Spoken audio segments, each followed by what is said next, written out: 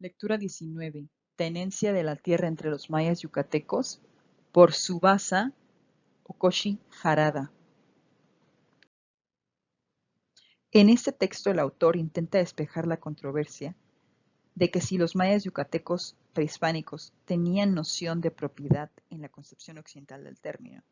Okoshi opina que pese a que los datos disponibles para trabajar este tema son muy pocos y pese a las discrepancias entre los autores, el análisis de los documentos coloniales escritos en maya yucateco, como crónicas o títulos de tierra, permiten un aproximamiento a los principios y conceptos que podrían haber regido la territorialidad y las jurisdicciones de los pueblos. Okoshi dice que fue Alfonso Villarrojas el único que investigó a detalle la tenencia de la tierra entre los mayas yucatecos prehispánicos. Alfonso Villarrojas fue un antropólogo que escribió Los elegidos de Dios. Esta es una etnografía de los mayas de Quintana Roo, en especial del cacicazgo de Xcacal, secular centro político y ceremonial en el actual municipio de Felipe Carrillo Puerto. Villarrojas afirmó que en contraste con lo que él encontró en su estudio de Xcacal, donde las tierras eran un patrimonio público de todo el cacicazgo, los mayas prehispánicos sí tenían el concepto de propiedad en diversas modalidades dependiendo del tipo de agrupación o entidad. Por ejemplo, las de los pueblos estaban delimitadas, existían tierras privadas, de las parcialidades, de los linajes, de la nobleza, así como en las que se cultivaba cacao y frutas, ¿no? Los gobernantes consideraban suyas las tierras que integraban sus dominios. Por lo tanto, Villarrojas dice que las tierras estaban perfectamente delimitadas por mojones artificiales y naturales. Mojones son también conocidos como hitos geográficos, ¿no? Son señales tradicionalmente de piedras que sirven para establecer fronteras, ¿no? Delimitar propiedades o territorios. Villarrojas, de acuerdo con Okoshi, no distingue con claridad el usufructo, la posesión y la propiedad privada de la tierra, por lo que Okoshi elabora unas definiciones para operacionalizarlas en el texto, ¿no? El usufructo y posesión de la tierra, para Okoshi, señalan aquellos derechos de carácter temporal que una persona goza sobre una parcela del pueblo al ser miembro de este, ¿no?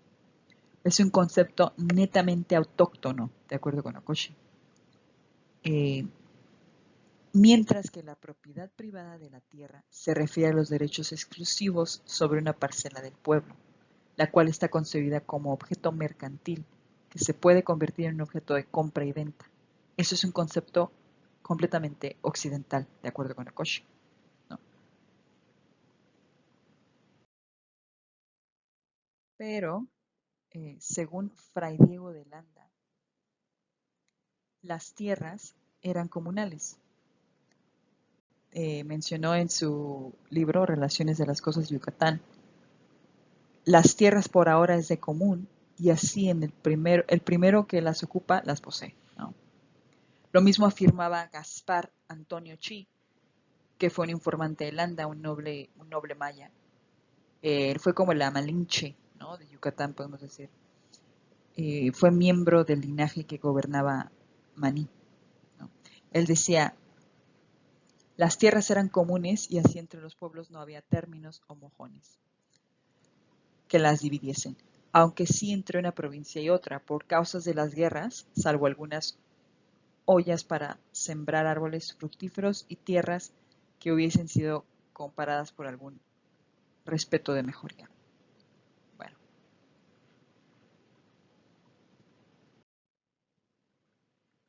Otros historiadores, mayistas, ¿no? Estudiosos, que sostienen que no existía el concepto de apropiación de tierras entre los mayas yucatecos prehispánicos, fue el historiador Juan Francisco Molina Solís, quien dijo no había propiedad exclusiva en los terrenos, porque se conservaba en el dominio público, ¿no? Se conservaba en el dominio público. Y su uso era del primer ocupante que gozaba de únicamente el derecho precario. Nancy Farris llegó a una conclusión similar. La tierra en su mayor parte era comunal. No existía sistema alguno de privatización de la tierra como un derecho exclusivo y que individuos de la élite y a veces de algunos linajes fueran los dueños de cenotes y hoyos donde se cultiva el cacao.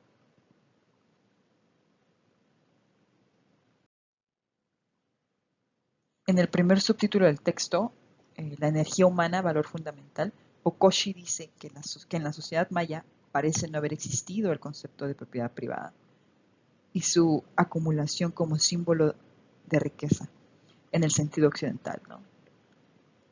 Era los que se podía utilizar más recursos humanos a los que se podía considerar ricos.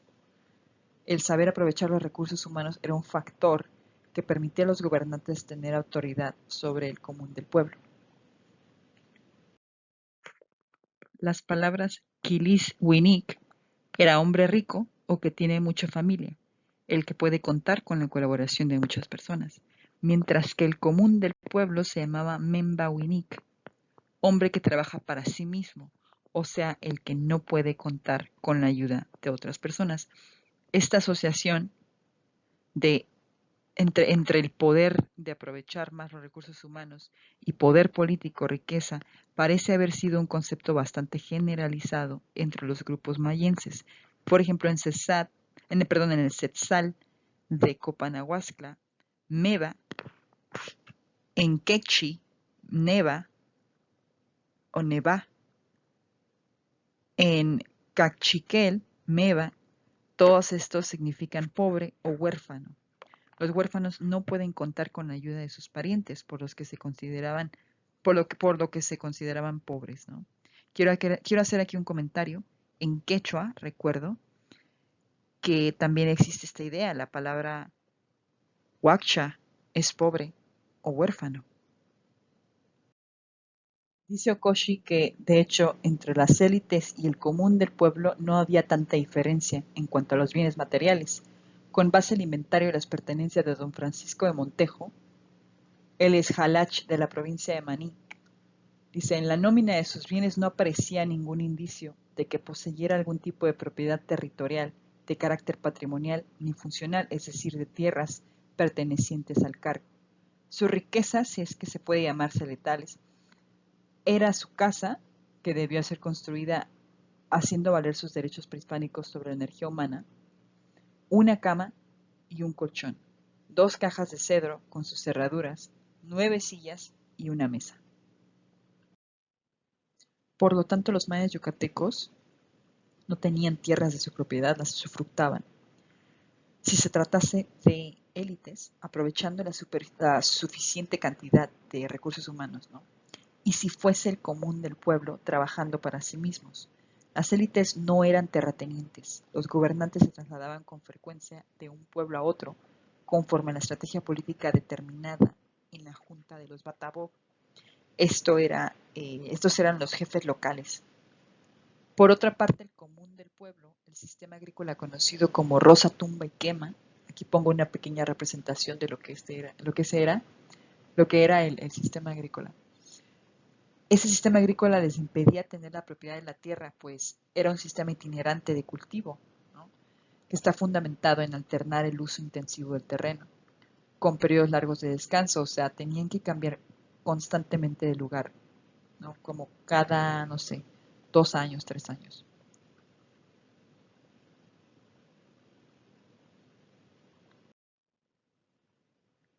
También la cuestión religiosa.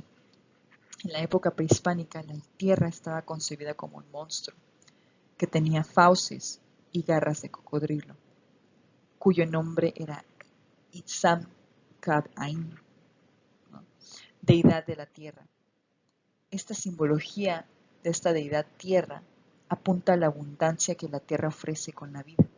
Para los mayas yucatecos prehispánicos, la tierra era sagrada, ¿no? Por lo tanto, no podía haber sido concebida como un medio mercantil, ¿no? Que permitiera la transacción, compra y venta. De acuerdo con Okoshi. existe la palabra propiedad en maya yucateco, ¿ok? Makoshi aquí hace alguna investigación lingüística, ¿no? Ka, por ejemplo, significa tener algo de uso, propiedad o naturaleza. El diccionario de Motul da los ejemplos. Ku-uka o kukmel-uka y chich, no sé cómo pronunciarlo. Las aves tienen nidos, plumas de su naturaleza. Pishan, Pishan, Inca, tengo alma, ¿no? Este es un sentido de algo inherente o inalienable a su dueño, ¿no? Algo que no se puede enajenar. La palabra lail, ese significa el ser de cada uno o lo que cada uno es, también en el sentido de la cualidad inherente o inalienable, algo que no se puede enajenar.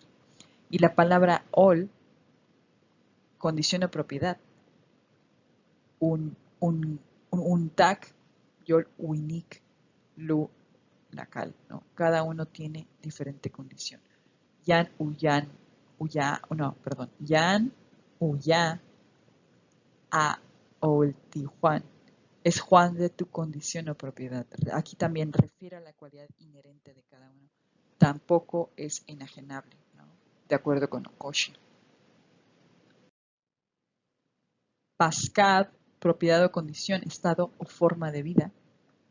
Dice Lai Upasca Palalov, esta es la propiedad o condición de los muchachos. Tian, la hacienda o propio de cada uno, lo que le toca y pertenece, y tocar y pertenecer así, ¿no?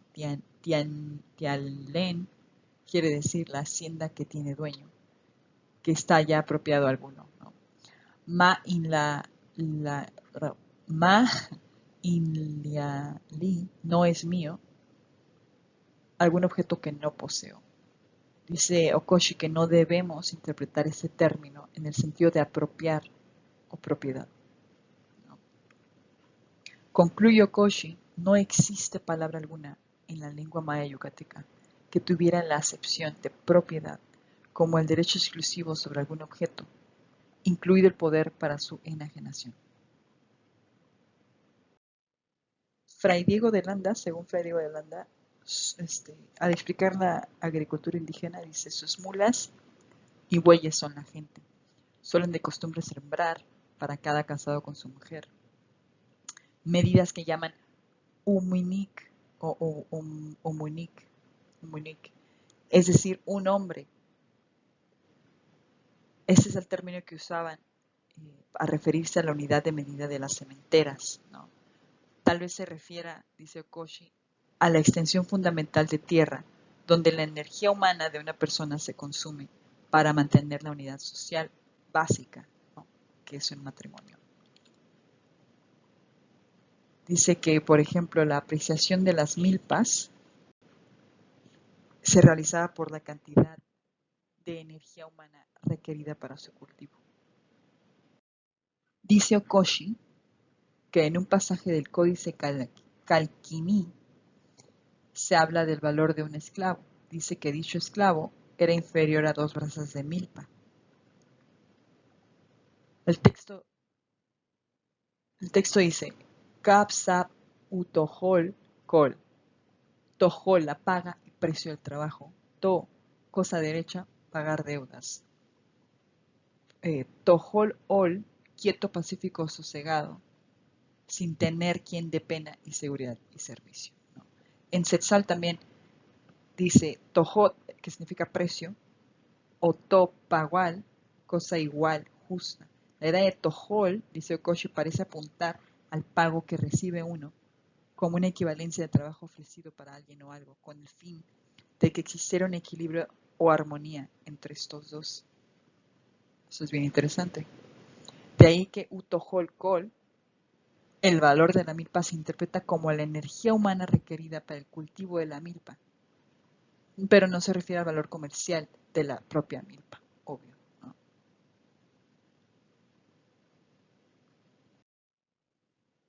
En el segundo subtítulo, la relación humana política, ese concepto básico para determinar la territorialidad del pueblo y la jurisdicción. Okoshi dice que el gobernante reconocer la extensión de la tierra del pueblo tenía que saber quiénes estaban bajo su mando.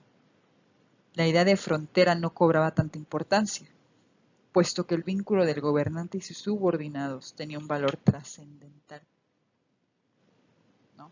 Un pueblo no tenía una frontera lineal bien definida, sino más bien zonal y temporal, por el sistema agrícola que les acabo de mencionar, ¿no? De quemar las tierras.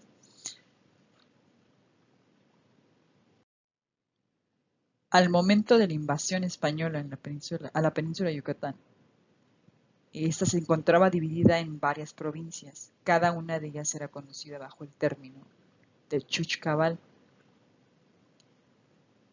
El Chuchcabal eran un conjunto de gobernantes de los pueblos subordinados, quienes estaban enlazados por el poder que reside en un pueblo cabecera, ¿no? Es una relación compleja, dice Okoshi, de índole político-religiosa. Aquí le pongo yo un mapa de la división de los territorios. En el tercer subtítulo, Mojones y linderos, un cambio físico sustancial bajo el dominio español. De acuerdo con la conclusión de Okoshi de que no había un lindero de trazas lineales entre los mayas prehispánicos, ya en dominio español los gobernantes indígenas determinaban el terreno utilizando mojones artificiales, ¿no? En 1552, por las ordenanzas de Tomás López Medel, se dio inicio a la política de congregación que consistía en 1. Congregar a los sujetos a su cabecera, 2. Juntar a varios pueblos en un mismo sitio, ¿no? Esto alteró el patrón profundamente, ¿no? Alteró profundamente el patrón de asentamiento tradicional prehispánico. Este oidor manda medir las tierras de los pueblos para que los indígenas no tuviesen conflictos territoriales con sus vecinos y pudiesen sostener y dar comer a sus encomenderos, ¿no?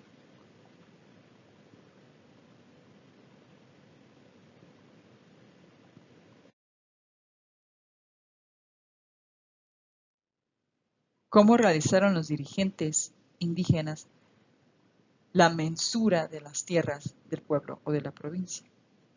Dice Okoshi que se puede dividir el proceso en 2 actos consecutivos, ¿no? El primer acto corresponde a la colocación de mojones artificiales en los cenotes o sitios donde habitaba la gente, las cuales se ubican al borde de las tierras del pueblo. Dice que existieron 2 tipos de mojones artificiales, las cruces, o otros llamados multún o pictún, que quiere decir montón de piedras y piedras menudas. De ahí se sabe que se trataba de un montículo de piedras acumuladas en forma cónica. El segundo acto que se realizaba después o antes de colocar los mojones artificiales era tumbar los árboles para abrir una brecha con el fin de interconectar los sitios donde se iban a poner los mojones, la cual parecía haberse convertido en los límites territoriales del pueblo o la provincia. Aquí quise poner un ejemplo de más o menos cómo se veía, ¿no? Esto sería un mojón artificial de piedras, esto sería un mojón de cruz, ¿no? Y un mojón natural, me imagino que sería, por ejemplo, el río Usumacinta, que existe entre Guatemala y México, ¿no? No obstante, dice Okoshi que al menos un gobernante no quiso aceptar esa transformación espacial. Fue Nachan Canul de Calquiní. Él decía, nadie ponga mojones, puesto que podrían causar discordia y matanzas.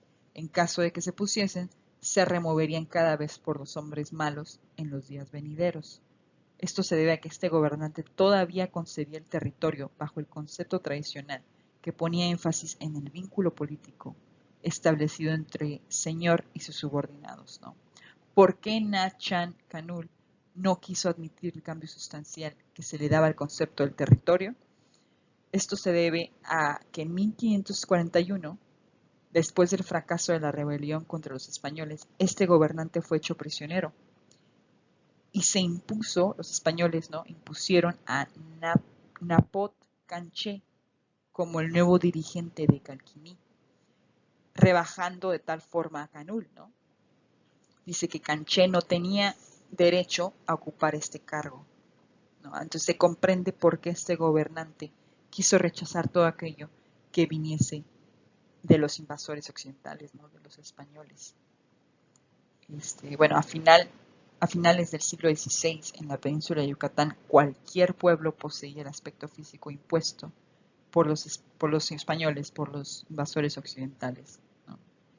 Una frontera, esto equivale a una frontera de trazos lineales bien definidos con los mojones artificiales, las fronteras artificiales, y los asentamientos humanos congregados con las características de la traza cuadrada.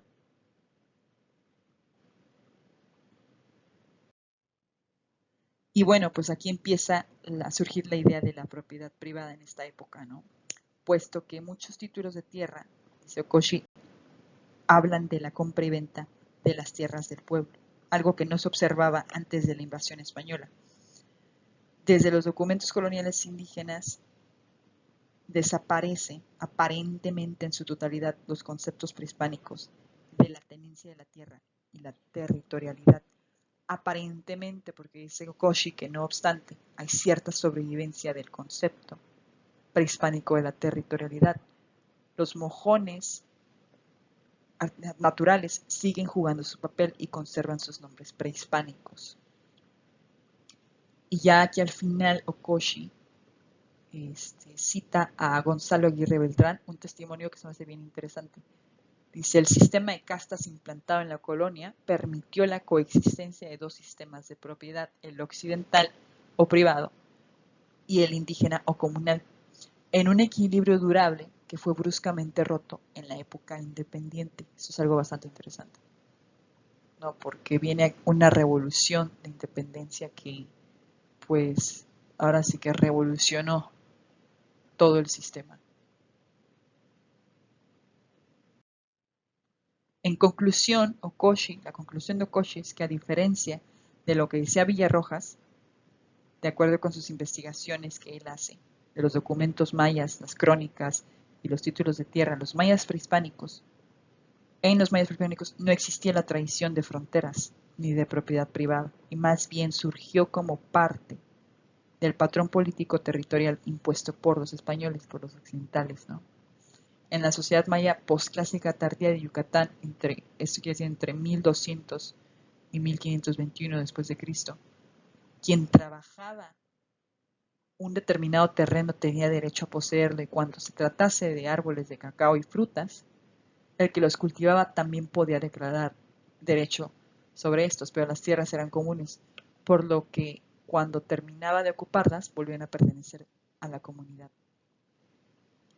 ¿no? Entonces aquí es algo muy importante porque la energía humana invertida era un factor para determinar la posesión.